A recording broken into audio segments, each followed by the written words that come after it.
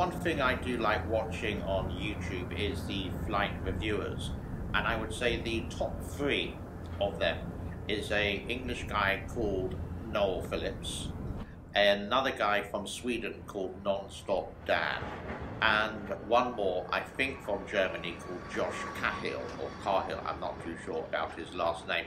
And what they do basically is they get into an aeroplane, they would fly first, or suite, or penthouse, or economy, or premium economy, and review the airline openly. I don't think that they are sponsored by any airline. It is purely off funding by themselves, and their job basically is to not promote the airline, but to see how good they are, and they would tell you the price, etc., etc.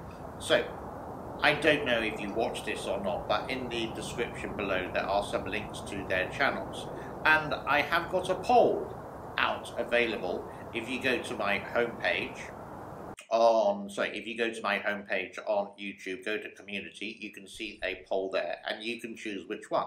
Is it Josh, is it Noel, or is it Non-Stop Dan? I did this a couple of years ago in December 2020, near enough before all the situation in the world happened, and Josh came out number one. Who do I think nowadays? I do watch them maybe about once a week, for example, and I would still say Josh is there. It's the most honest, most open reviewer, and seems to go to some places that you possibly would never go on, some airlines that you wouldn't even think of. And if you are booking a holiday, for example, independently, not through a travel agent, but you're doing your own flight, you can actually review. I know most people would go economy class because it's just the cheapest way from getting to A to B, and it's usually pretty good if you go with, let's say, Qatar or Emirates. Excuse me, but I wouldn't, but there are some really bad airlines. I've had really bad experiences on British Airways before, where even in business class, where the lady swept her hand through the hair and then picked up a roll and put it on my plate. When I was really ill one time, flying from the Caribbean all the way to Cozumel via Miami, the airline steward, the airline cabin crew, the lady there, I was really coughing and needed some water, and I asked her, but she said, let me finish my meal first. These are some of my own experiences. I used to fly quite a lot related to the work I used to do, and anything under 5 hours was like business class, and anything over 5 hours, if it was available, it was first class. So I have had the experience. I remember the very first time I flew Qatar Airways first class. It was wow. It was like the best airline in the world at this time. And of course, I didn't have to pay for it. The company did. Ha ha ha ha ha. So my personal opinion still, number 3 is Non-Stop Dan. Why?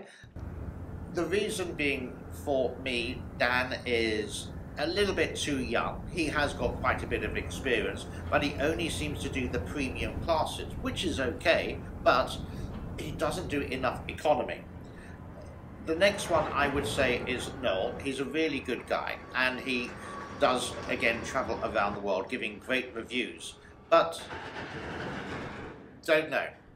I would still say he's number 2, but number 1 for me still on 2021 is going to be Josh. Does exactly the same as the other 2, but it seems to be a bit more intense, a bit more honest, a bit more open. We'll find the negative things.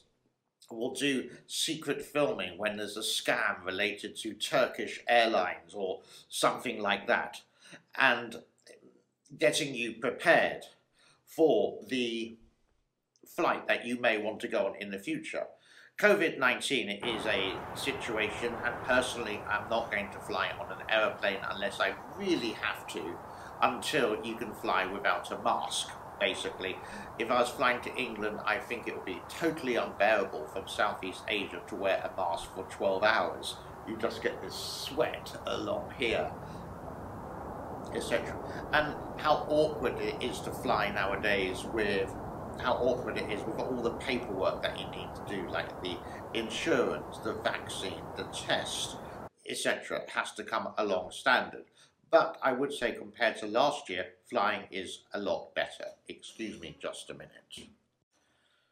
So, who do you think it is? Do put it in the poll and do watch their videos if it is interesting to you.